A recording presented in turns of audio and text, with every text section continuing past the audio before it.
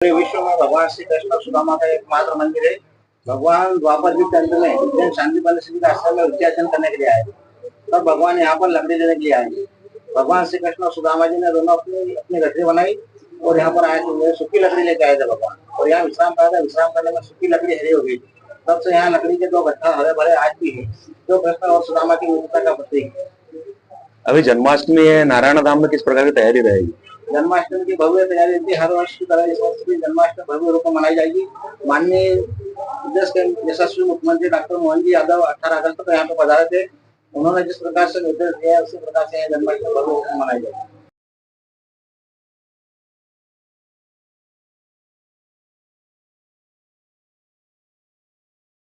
यह स्थान बताया जाता है कि ये जो आपको आसपास नजर आ रहा होगा, ये पहाड़ी इलाका पूरा, ये वही पहाड़ है जहाँ से उन्होंने लकड़ी की गठरी उठाई थी और यहाँ से करीब 2 किलोमीटर दूर जो स्थान है नारायण धाम, वहाँ पर जाके उन्होंने वो गठरी रखी थी और रात वहीं रुके थे। तेज बारिश की वजह से यह प्राचीन हमारी किताबों में इसका उल्लेख मिलता है।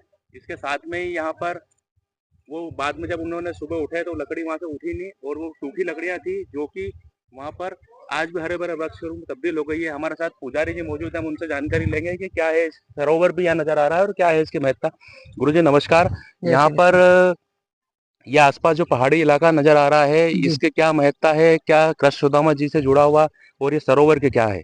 जी, क्या होता है कि जब भगवान क्या है द्वापर युग में उज्जैन शांतिपानी आश्रम में विद्याध्ययन करते हैं, तो भगवान एक विचार ये भी आता है अपने को कि भगवान इतनी दूर क्यों आए। लकड़ी तो उज्जैन के आसपास भी बहुत सारी मिल जाती थी और आज भी मिल जाती है, लेकिन कहा जाता है कि गुरु माता ने भगवान को ऐसी लकड़ियां लाने के लिए बोला था कि जो अधूम्र हो, जिसमें से शिष्य धुआं न निकले, ऐसी लकड़ी लेके तुम आना। तो उसी लकड़ी की खोज में भगवान श्री कृष्ण और सुदामा दोनों उज्जैन से यहाँ तक आए थे। तो जो स्वर्णगिरी पर्वत पहले बताया था पंडित जी ने कि स्वर्णगिरी पर्वत पे से लकड़ियां लाए, वो यही स्वर्णगिरी पर्वत है। और ये जो सरोवर बना हुआ है, सरोवर में से भगवान श्री कृष्ण और सुदामा दोनों ने जलपान भी किया था। जलपान करने के बाद जो पर्वत दिख रहा है सामने, उसी पर्वत पे से भगवान श्री कृष्ण और सुदामा दोनों ने सूखी लकड़ियां बीनी थी।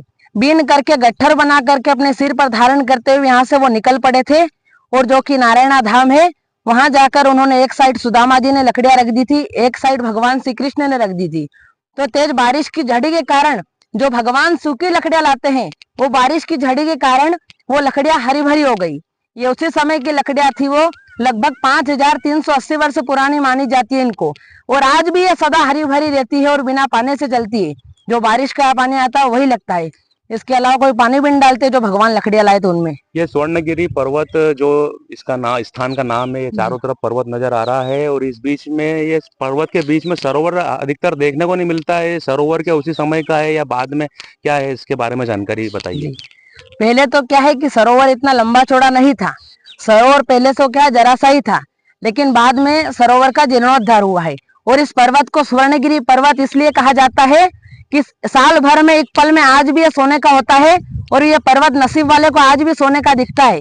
इसके कारण इसको स्वर्णगिरी पर्वत बोला जाता है। और इसका वर्णन भागवत कथा के 10वें स्कंद में